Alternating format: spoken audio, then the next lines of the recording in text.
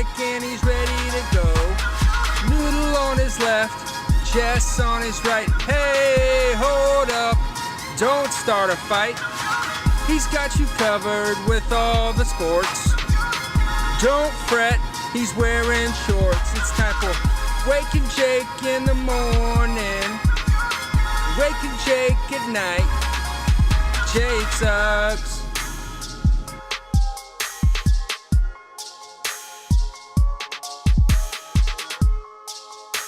Woo! Happy Labor Day Monday. What is going on, everybody? Welcome to Waking Jake on a Tuesday. Labor Day, the Monday of Labor Day. Labor Day Tuesday. Had a fantastic weekend myself. Big Evan, John Boy Media Connection, Evan and Co. from JJR. He got married. Congrats to him and Lily.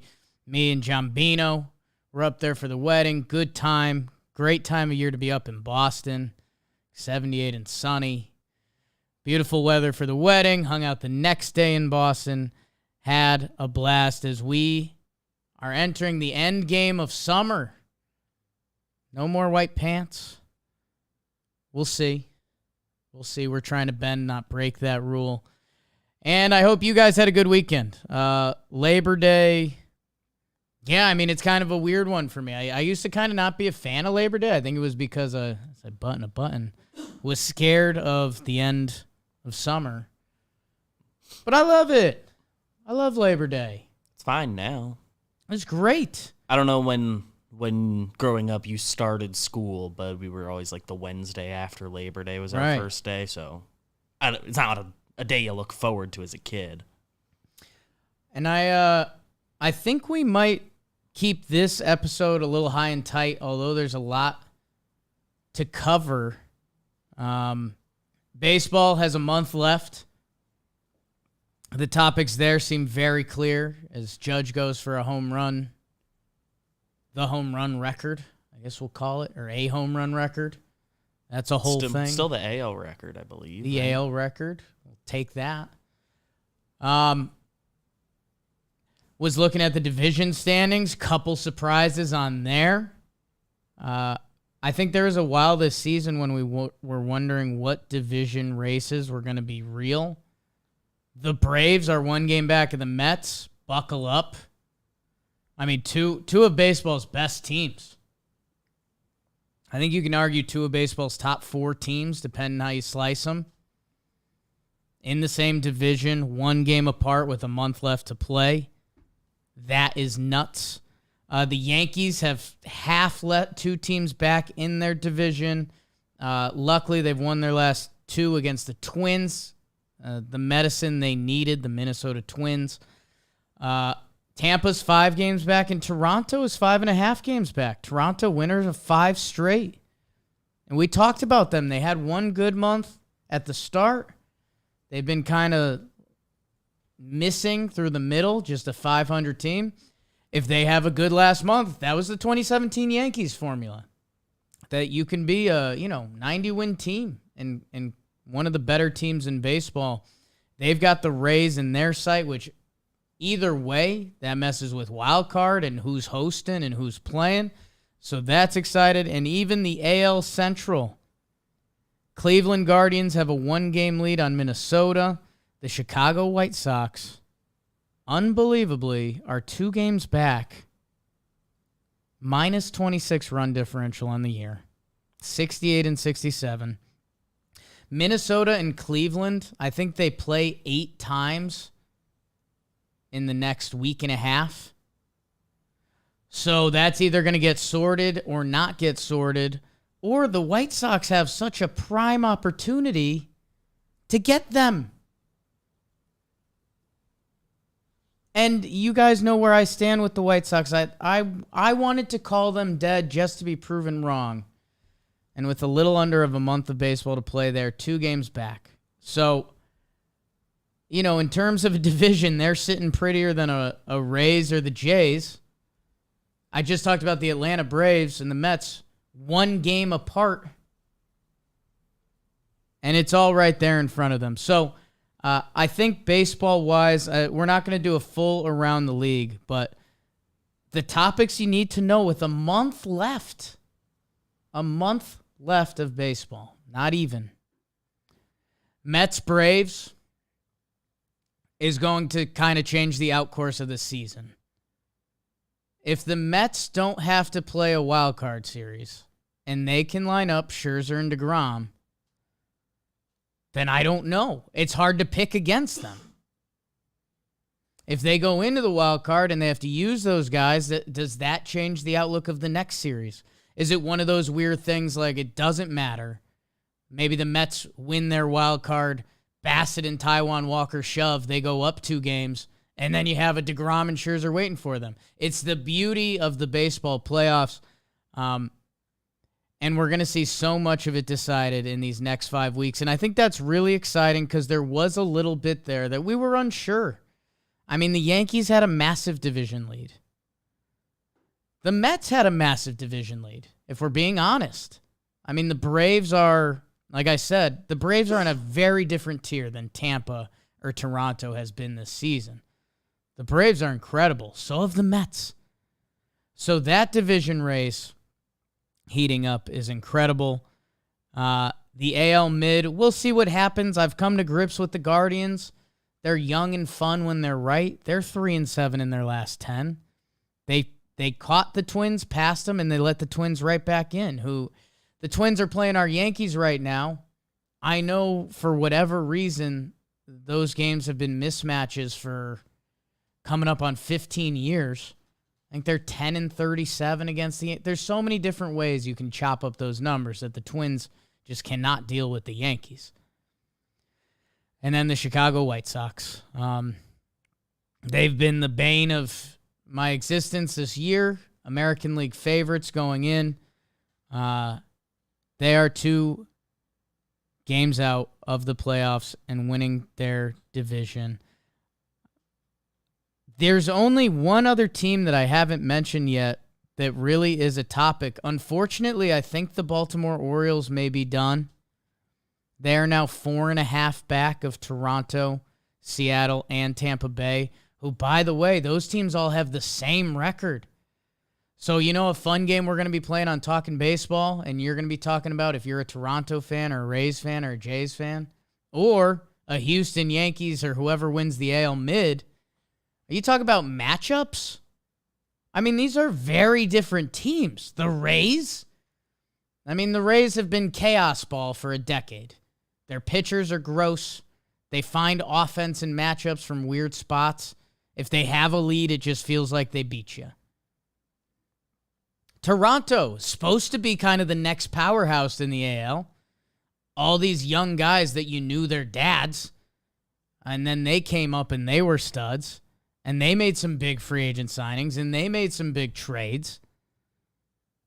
And then the Seattle Mariners, who, they had this youth movement, and they added Cy Young winner Robbie Ray from Toronto, and they've made trades. Winker, Suarez.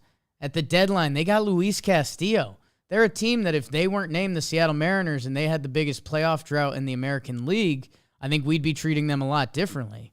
So talk about which flavor of ice cream do you want, and right now the Yankees don't want any flavors of ice cream. Their lineup is so depleted, it's so sad, around the guy that's having one of the most impressive offensive seasons we've ever seen. Aaron Judge, he hit his 54th home run, and he's probably going to break the home run record. And right now, that Yankees lineup, this isn't a Yankee fan being a Yankee fan. Like, these guys stink. These guys are in slumps. It's horrifying. Rizzo just got an epidural. He's been out, and when he's been out there, he's been affected from his back and hurting. Gleyber Torres had one of the worst months of this fine baseball season. DJ LeMahieu is very hurt. I think he hasn't had an extra base hit in 3 weeks. 4 weeks, maybe. The catcher position hasn't been a hitting spot all year for the Yanks. They called up a kid, but they're not playing him. Josh Donaldson, who they got from the Twins in that trade with IKF, he hasn't hit all year. The defense was good, and now in Michael K's words, he's in a defensive slump. So it's Judge. Stanton, he's hurt. He might be on the IL by game time today. We'll see. Like, they had to look at him mid-at-bat yesterday. With expanded rosters, they probably won't. Matt Carpenter on the IL. We'll see if he comes back. You traded for Harrison Bader, who was hurt. Andrew Benintendi hurt a bone in his hand yesterday. Or the other day, excuse me. Aaron Hicks had the only month worse than Glaber that I can think of. So these New York Yankees, that 81-54 New York Yankees are very much a different team, and having the magical season of Aaron Judge intertwined with it is pretty nuts to see. Excited to see this final month of baseball. The storylines are there. And I think for a little bit we didn't think they would be. The team I said I was going to mention, and then I said I think the Baltimore Orioles are dead. They're 4.5 back. They lost 3. They're not dead, but they are. You can't really be there if you're the Orioles. The Milwaukee Brewers are still 2 games back of the NL wild card. Philadelphia and San Diego basically have the same record in front of them. There's going to be one heartbroken team in the National League. The Phillies, who survived the storm of Bryce Harper being gone. They were a flawed team to start the season. It felt like they found something. They're losers of 3 in a row. The San Diego Padres, they traded for Juan Soto, and what this was supposed to be their year. They traded for so much talent. Joe Musgrove, Sean Manaea, Mike Clevenger. They trade for Juan Soto. Their golden goose, Fernando Tatis, suspended for steroids.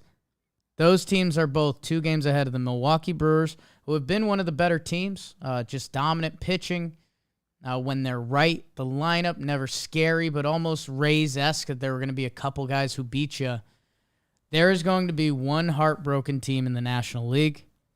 And the American League, depending how these White Sox finish out, I don't know if there's going to be true heartbreak. We will see.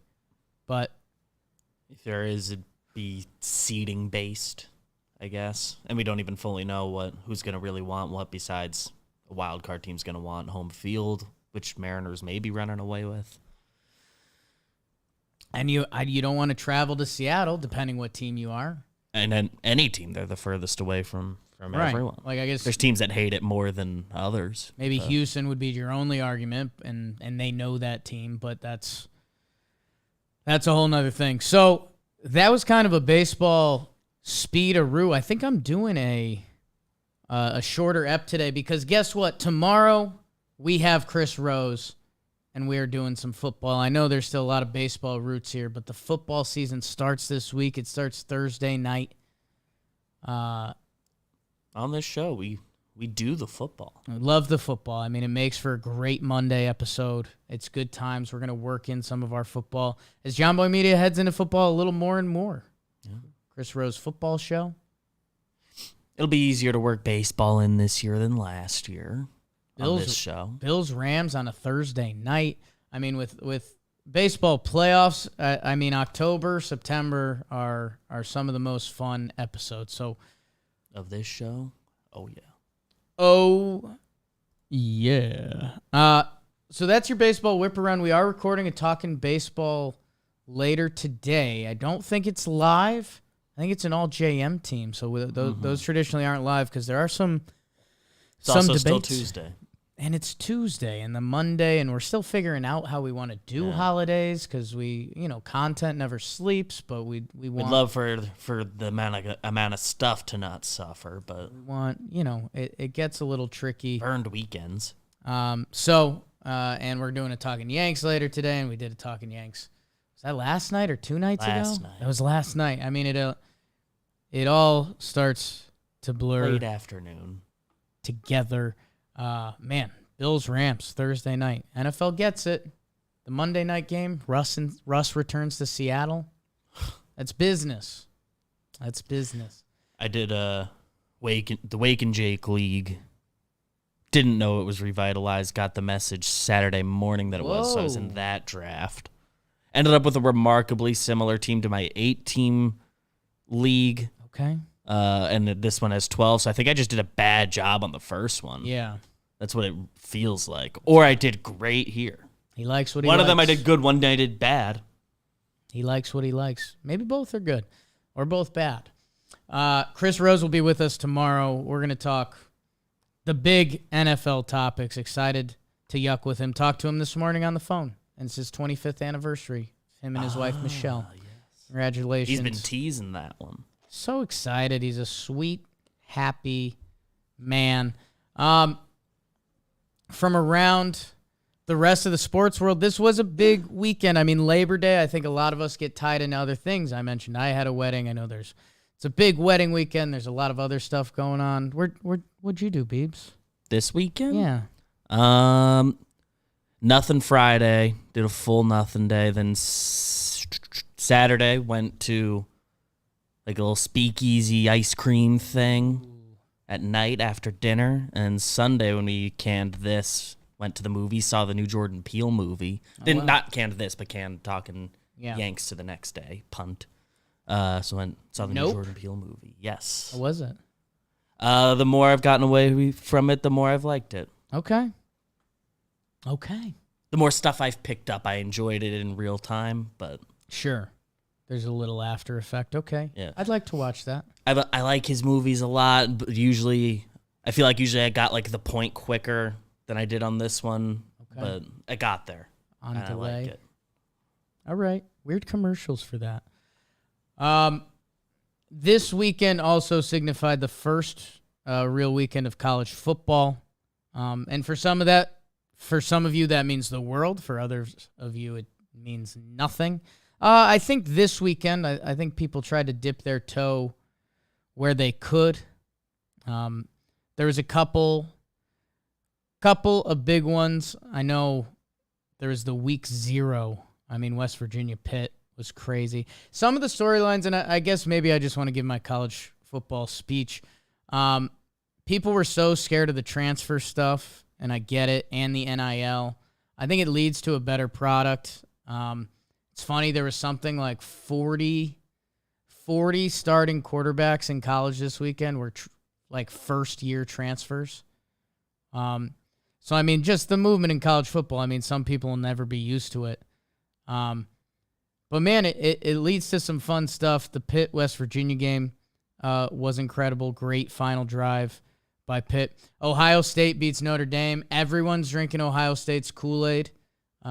I don't know if that's slap a little cheddar on it. Ohio State, I think normally when we think about them putting 60 points up. Everyone says the defense is special this year. They beat number 5 Notre Dame. Notre Dame had a lead. I don't think people believed in it at the time, and Ohio State wins it 21-10 on that one. Georgia, a lot of people think Georgia might just be running the damn thing back this year, and they beat number 11 Oregon 49-3. So, yeah, I mean, Ohio State, Georgia, Bama rolled on Utah State, a shocker there. Bryce Young, he's back there. So I kind of get college football I've struggled with for a little bit that, I mean, the elite teams are the elite teams, and there's almost no other conversation around it. Like, in college football, there's no Mariners, there's no Guardians. Like, it just doesn't really happen, although they're talking about going 12-team playoff. One of the things everyone was talking about, the Florida Gators beat number 7 Utah. That's cool. I've got some Gator connects in my family now. And you should know the name Anthony Richardson. He's the QB for the Gators. He is a beast. He had 11 carries for 106 and 3 touchdowns to go along with a clean passing game.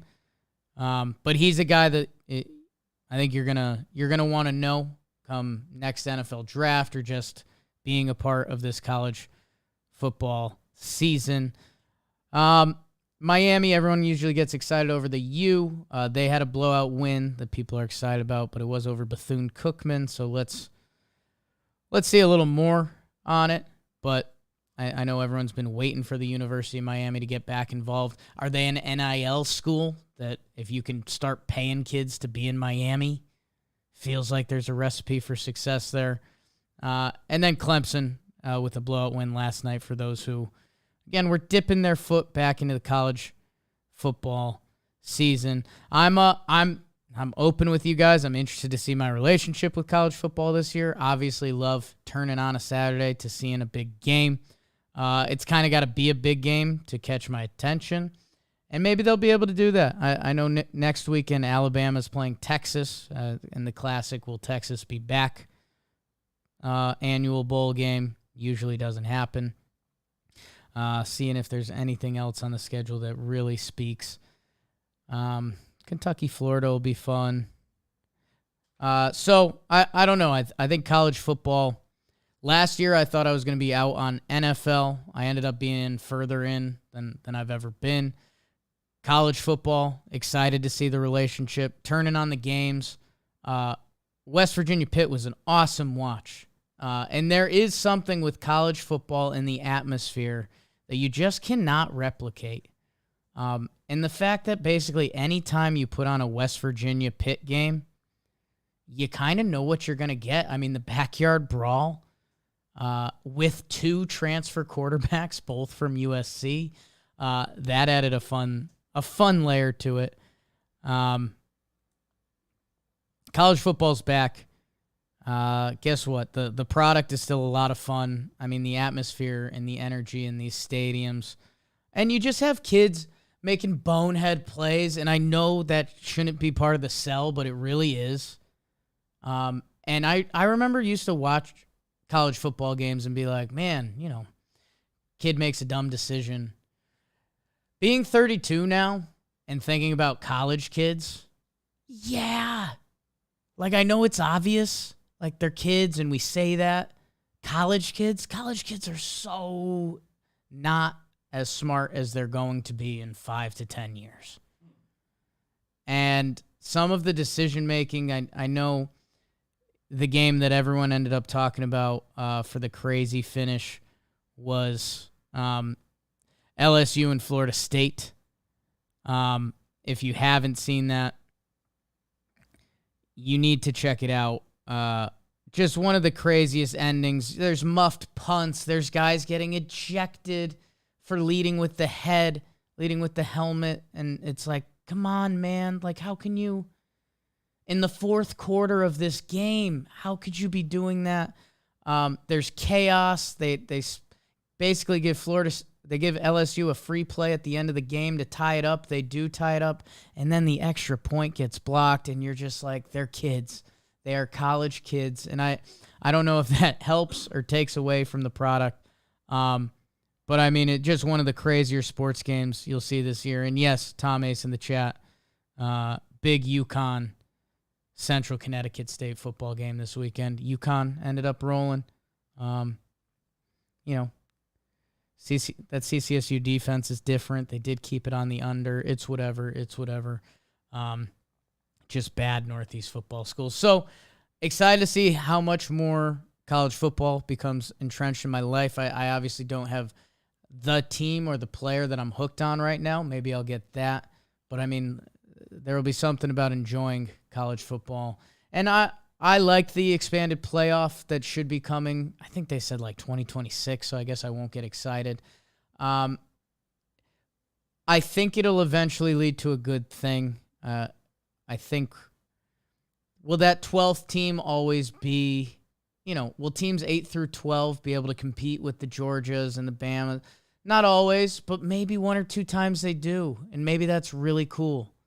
Are there going to be a couple times a BYU or someone sneaks in and gets rocked? Absolutely. We do that in the NCAA basketball tournament, and we don't care too much.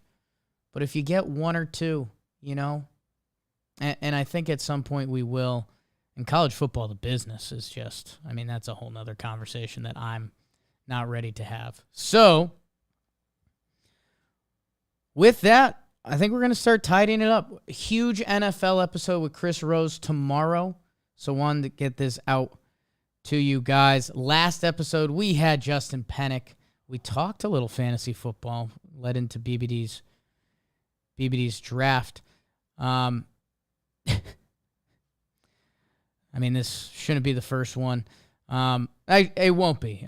Connor Green said, love Justin's Ravens pick for the Super Bowl. Lamar is sick and gets so much undeserved hate. Only knock on them is they could use another wide receiver too. Justin said that. Might be some fun comparisons if Lamar Jackson goes off this year, wins MVP or something like that. Judge in a contract year going off, trying to win MVP, trying to break the bank after that. Let's see. The one that made me laugh, Malik Alali said, need Ichiro in the show. Yeah, we talked about the video game a little bit. At first, I thought he was talking about Wake and Jake. I thought that would be like, yeah. I think he'd be good for that. I'd get Ichi. I'll throw it out there. Ichiro, you have an open invite. Yeah, you are welcome. Matthew Nauer feels like Albert Okwuegbunam. Killed it. It's the Broncos tight end. He could have a really nice year. Was good when Fant didn't play. You're right. I was a big Fant guy. I think that guy, if he's with the right quarterback, you would know and talk about Noah Fant. But hopefully Albert can have a big year, just like that Albert Pujols guy. And maybe I'll make him my standout real quick. Thank you guys for baking the algorithm. Those were last week's comments. Comment on this episode what you're about, what you're into, what you love. And hit the like button and share with a friend. Appreciate you guys listening and tuning in. I'll just do a quick Pujols one. He homered again, pinch hit, 695. Insanity. The fact he has a chance. At 700. I scoffed at someone for suggesting that early on this season because 16 homers.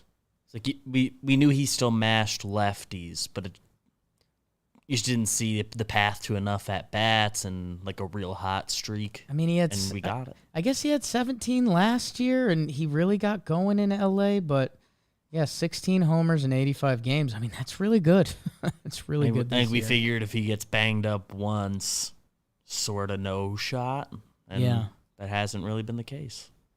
I mean, Albert's a little bit of a cop-out, but I like it. You got anyone you want to mention, BBD? I do. Okay. I am looking. I'll give a shout-out to Kike. Okay. Got the little extension. How about that? Was banged up, missed a good portion of the year. I think if people just look at the baseball reference, I think a lot of people would have said, oh, Boston probably avoided a disaster or something, if they gave him an extension before this year, because the numbers this year, on the whole, still look bad. But actually, since he's returned, he went 0 for 4 the first game, and since then, looks a lot closer to what we're thinking. And for what they do, he helps out. Yeah, I mean, he was the leadoff guy on that team when they were rolling. And he's like the reason they went as far as they did. Plays all around. And, yeah, I sneaky love that. I want to look into it more. But, I mean, that felt like two sides coming together like, hey, let's do this right. Because this year hasn't been right. This year was a lost one on both ends. Right. So that was interesting. And I guess my double standout, I'll go more legendary. Well, same legendary. Serena. Serena loses. That should be. That's what I watched Friday. That's it for her. I think she said. I think she's 40. I mean, that's. She gave them. Well, like you can never say never. Yeah. But no. Yeah. So a couple legends, Serena and Albert. They could get a standout bro of the night. Pretty much the past. 20 years or so. 27 years for Serena or something like that because she started playing when she was like 13. Huh. Crazy. Yeah. Glasnow, his extension was also a 1-year thing, right? I wonder if these are gonna. I mean, I understand why both happened. Next. Like I think his. Oh, was actually, he was still on the books for next year. Yeah. He got one more year tacked his big on money to what was already coming. Yeah. So. Yeah, they are different. Sports. I was gonna say, I wonder if those become more normal, but they are different. We will see. Hey, little speed episode on a Tuesday to tee up a fun one with Rosie tomorrow as NFL season is here. Follow and watch everything on the John Boy Media Networks. I know some of you are doubling down and listening in the morning while it's live right now. Talking Giants. I mean, they're rolling up. It's like Week 1 this weekend. Talking Giants. If you're thinking about it, get involved. Chris Rose rotation. Chris Rose Sports, baby. We got it. Talking baseball, 2-ep week. Talking Yanks. A lot of mixed emotions there, people. Go check that out. Shea Station, as that race heats up. That'll be fun. Farm to Fame. The Compound with Ian Frappuccino. Warehouse Games. Warehouse Mini Games. Golf's out. Mini golf is live, people. We made a badass course. And there's more mini golf coming, I believe. More coming. Floorball. Maybe some other crazy stuff coming soon. Love you guys. Thank you guys. Bake the algorithm. Let's have a great Labor Day week about it.